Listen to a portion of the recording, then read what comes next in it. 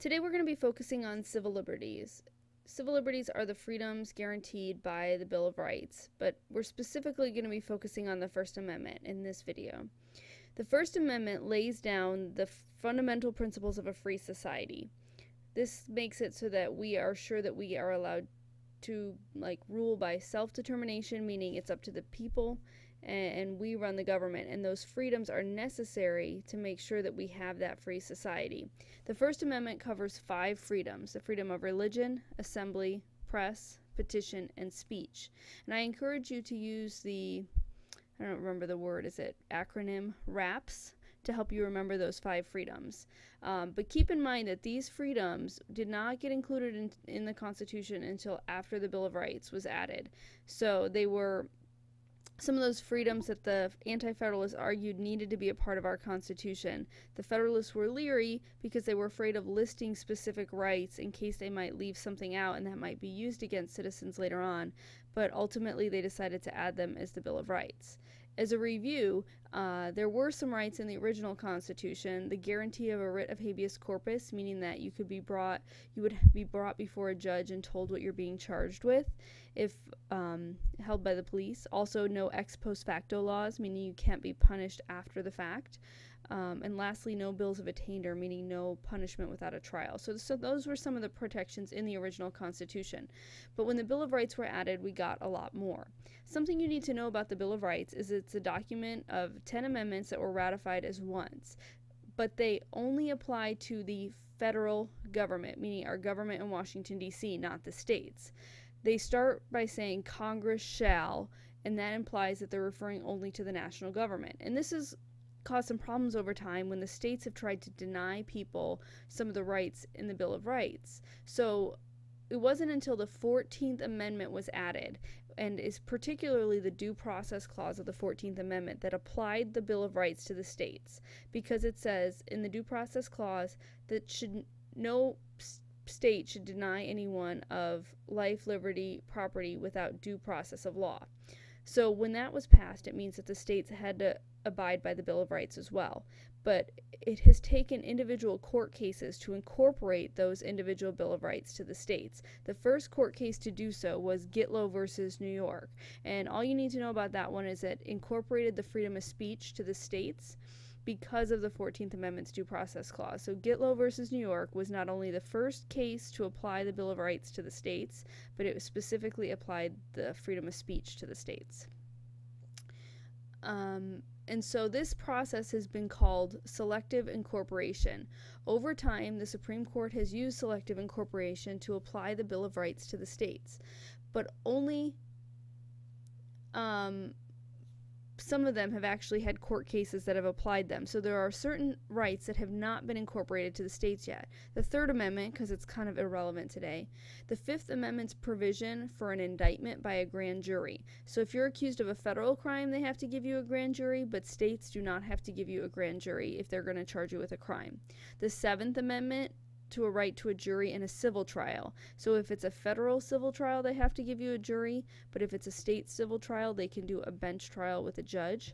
The Ninth Amendment and the 10th Amendment. And for a long time, the Second Amendment was not incorporated, but recent cases, DC versus Heller and McDonald versus Chicago, just a few years ago, now have incorporated the Second Amendment to the states. So all the amendments except for these have to be followed by the states. So moving on, selective incorporation has basically been really important because it has made the federal courts the most important protectors of our civil liberties. Basically, it said the courts could decide if the Bill of Rights should be applied to the states. So we're going to go into the specific parts of the First Amendment in this video now, starting with the freedom of religion. There are 2 parts to the freedom of religion. It says the First Amendment says that Congress shall make no law respecting an establishment of religion or the free exercise thereof. So therefore that gives us the Establishment Clause and the Free Exercise Clause. The Establishment Clause states that basically that the the government cannot name a state religion. It cannot establish a religion for us. And this has three parts. There's no government sponsorship of religion, meaning no favoring of a religion, no financial support of religion, or involvement in religious matters. So anything that's government related, this is kind of the whole separation of the government from the state. Even though it doesn't say separation of church and state, that's where this separation comes from, is this Establishment Clause.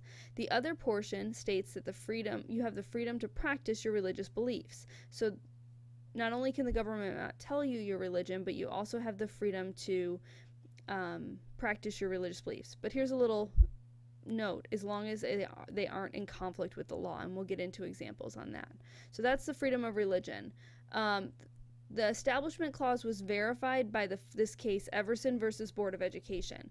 It said that the government upholds a wall of separation between the church and state.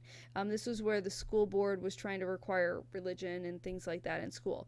And so it was Thomas Jefferson that came up with the phrase wall of separation. But he also asked how high that wall was. The state cannot facilitate any religion at all, or can they get involved a little bit? And that's what we're going to get into here. We're going to go into some specific court cases. So the left-hand side are going to be things that we can do regarding the Establishment Clause, or the government can do, but over here are limitations, things that the government cannot do. So courts have ruled that the government can use funds to pay for non-religious items at school. Things like busing, buildings, standardized tests. Those don't have anything to do with religion, so government money can pay for those. But according to the Lemon test in Lemon versus Kurtzman, basically they have to use this test to determine if money can go to parochial, which means religious-based schools. And what it comes down to is that the money cannot promote religious teaching. So if the money is going to be used for something that promotes religion, it can't be allowed. For example, they cannot be used to pay for religious items at parochial schools, such as textbooks that might have religion in them, teacher salaries because they can pray with students and things like that. So no money to religious items. That's the Lemon test, Lemon versus Kurtzman. It can be used to pay for busing and things like that that aren't religious. Another topic that has come up is vouchers. Vouchers are when federal or state money is used to pay for parochial school tuition for students if they don't have a good school in their neighborhood.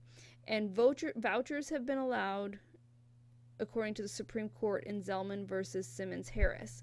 And the reason for that is if students are to be guaranteed a fair education and they aren't offered one by their local public school, that federal money can go to religious schools in the form of tuition. And Indiana has the largest voucher program in the country.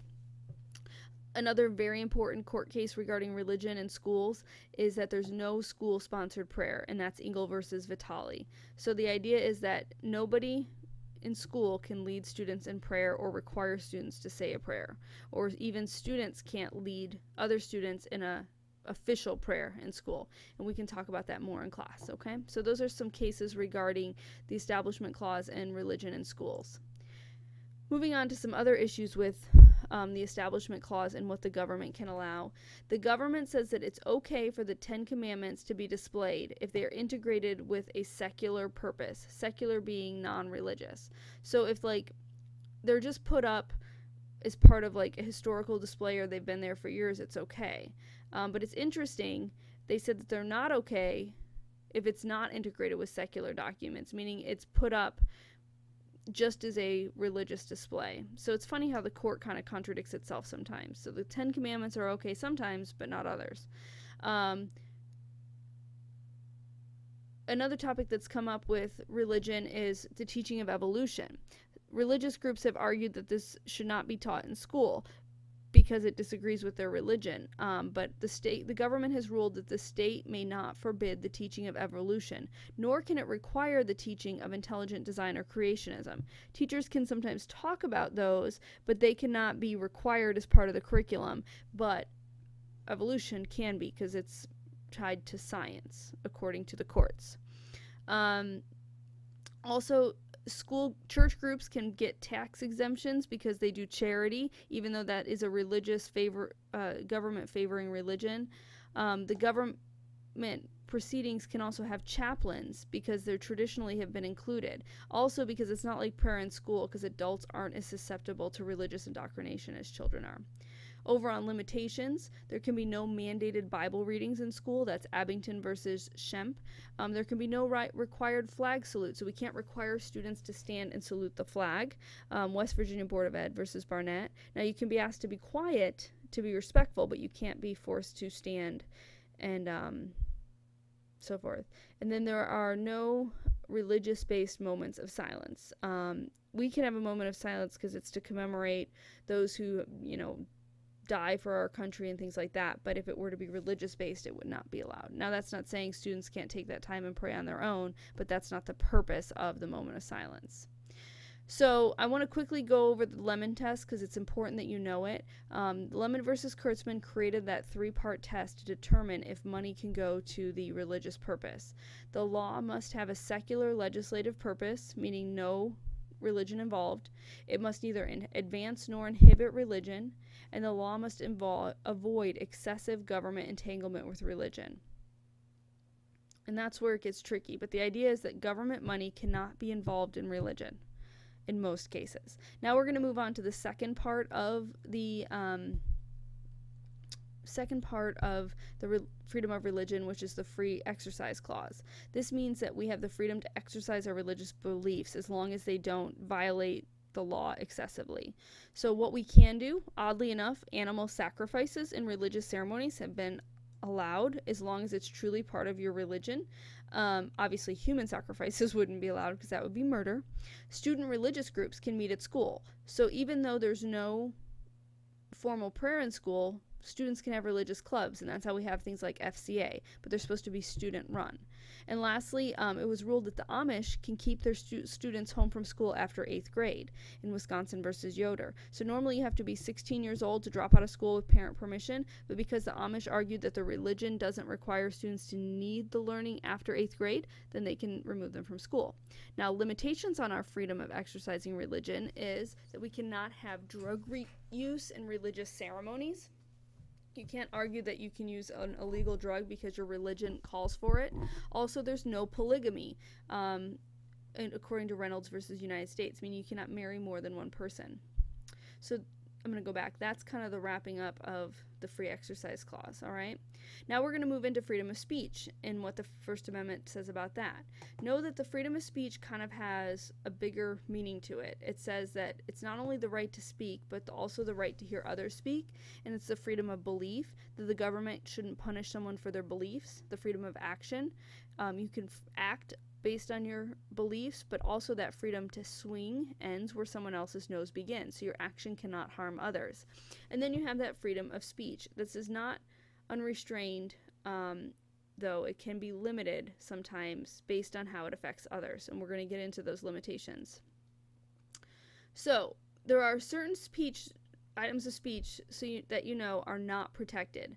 Slander is not protected, which is spoken lies. If you can be proven to be speaking lies against someone, you can be punished for that. Libel, which is printed lies. You can't print lies about someone and get away with it, but also they have to be able to prove that it truly hurts the person's reputation or their ability to earn. Obscenity is not protected. You do not have the freedom to be obscene. There can be limits placed on it, but at the same time, obscenity can't be, like, there are certain things that you might think would be obscene, such as pornography, violence, things like that, but they are not. Because it's up to what the whole community standard of across the whole country would find to be obscene. Also, fighting words are not protected, meaning you cannot incite violence with your speech or create a clear and present danger with your speech. And lastly, commercial speech is not protected. Advertising, they can place limits on the way in which you use your speech commercially. But why aren't these protected? Well, the court has argued that they are not necessary for democratic deliberations and self-governance. So basically, you can have free speech to have a free country, but you don't need these types of speech for it to be a free country, according to the courts. So let's go into the protections and limitations. What we can do, we can speak our views even if they're controversial, like a communist group in these cases. You can speak about the ideas of violence if you're not actually causing immediate violence, as in Brandenburg versus Ohio. And also students can use symbolic speech if it's not disruptive to the learning environment, as in Tinker versus Des Moines, where these students wore black armbands to school in protest of the Vietnam War. Some limitations on your freedom of speech: you can't print lies with malicious intent, New York Times versus Sullivan. Speech cannot cause clear and present danger. Like, you can't yell fire in a crowded theater. A case that established that was Shank versus United States. You can't commit slander. Also, commercial speech is limited by the Federal Trade Commission. You can't falsely advertise or advertise illegal goods. If you're lying in your advertisement, you can be punished for that, and you can't advertise things that are illegal. Next up, some more protections. Cross-burning is actually protected as symbolic speech if it's not done in a threatening manner, but if it's not protected if it's done as a threat, like if you burn a cross on somebody else's property or in a public place as a threat, and based on the history of the civil rights movement when that was used to intimidate or threaten minorities. So sometimes it's allowed, sometimes it's not. Flag burning is protected, as we've talked about, because it's symbolic speech. And also, you may spend as much of your own money as you choose on a campaign because it's your political speech, and that's Buckley versus Vallejo. And it's also expanded to include corporations being able to spend as much as they want, and that would be Citizens versus United. I'm going to add that here. Citizens United, I don't remember, versus United States, I think, as well. What we cannot do is student speech can be limited if it disrupts the learning environment. Bethel versus Frazier was a case of that, and we're going to talk about that in class. So back to Tinker versus Des Moines, students can use symbolic speech if it's not disruptive to the learning environment, but if it is disruptive, it's not allowed. Next up, we can also have the freedom to distribute indecent material on the web. That's Reno versus ACLU. And also, cable TV and satellite radio are more free to use indecent language or nudity because you pay for those. It's not put out free on public access. What we cannot do is know that obscenity is not protected. That's Roth versus United States. But they use the Miller test to determine if something is obscene or not. And basically that means if it's, beyond what the most extreme person would think is obscene, then it can be considered obscene. Also, we can't use inappropriate language or indecent material on broadcast networks such as ABC, NBC, Fox, and so forth, because those are public airways and they're regulated by the FCC. Cable, you pay for it so you can do what you want. Here's a little bit more on that obscenity and pornography. There's 3 standards for obscenity that come from Miller versus California in the Miller test. You can read over those and it'll give you more of an idea of what is considered obscene. Now we're going to go into freedom of the press. We are almost done. Just about 4 more slides in this video. Freedom of press. What we can do, some protections of our freedom of the press, is that there's no prior restraint, which means the press cannot be stopped from publishing beforehand by the government unless there's a threat to national security. So the example is New York Times versus the United States, where the New York Times got a copy of the Pentagon Papers, which was a report on what had actually happened in Vietnam. And the New York Times wanted to print it, but the national government told them no, and they tried to stop them. That would be prior restraint. Well, the New York Times argued that they had the freedom of press to print it, and they ended up winning, which established the idea that the government can't stop the newspapers from printing something just because they don't like it. They can only stop it if it truly threatens our national security. Now, school newspapers, on the other hand, have prior restraint. A school can stop publication if it doesn't feel like what is being printed is in line with the school's policies. Also, reporters cannot keep sources secret when subpoenaed in court. Reporters used to like to argue that they had to protect their sources, but if they're subpoenaed, they can be forced to testify about their sources if it is important to the results of a case, unless a state might have a shield law to protect them, and sometimes even those are stopped. Moving on to freedom of assembly. Assembly is the freedom to get together and protest, to assemble, and the government can limit your right to assemble, but they can't do so based on the topic or the subject matter of what you have to say. They can only limit the time, the place, and the manner. And this is kind of related to your freedom of speech. They can't tell you what to believe, but they can limit the way in which you demonstrate it. So here are some examples. We can protest or assemble with a permit regardless of our beliefs, even if they're unpopular. The biggest example of this are groups like the KKK, neo-Nazis, and so forth, when they try to protest and be, racist in public. Basically, as long as they get a permit and as long as they do so in a peaceful manner, they're allowed to do so as much as it might anger people. Because when the government starts telling us what we're allowed to believe and not, that's when our, free society goes away. Things we cannot do is civil disobedience can lead to arrest, even if we're non-violently protesting, if we don't have a permit. Think of Martin Luther King. He would often get arrested for non-violently protesting because he didn't have the right permit.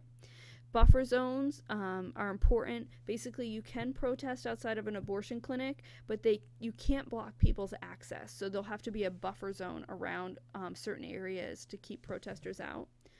Picketing can also be banned in residential areas. For example, there was an abortion doctor's home where people were protesting outside of his home, and you can't, if it's residential areas, that can be limited. Also coming with the right to assemble is the freedom to associate, or basically join together in clubs. What we can do is we can form private organizations without having to release the names of our members. The NAACP, which is the National Association for the Advancement of Color People, they did not want to release their names in Alabama because they thought their members would be protested against or discriminated against, and they did not have to. Also, some groups are forced to allow women, like the JCs, which is like a public service group. But what we cannot do, we can't ban recruiters for military people from campus grounds. Also, according to Boy Scouts of America versus Dale, homosexuals can be banned from the Boy Scouts. So we can't force the Boy Scouts to allow gay people to join, but that is actually up for a vote to possibly be changed right now. And that is the end of what we're going to talk about with the First Amendment and your 5 freedoms. We didn't really talk about petition, but religion, assembly, press, petition, and speech, because there haven't really been any cases about petition. So those are your civil liberties according to the First Amendment.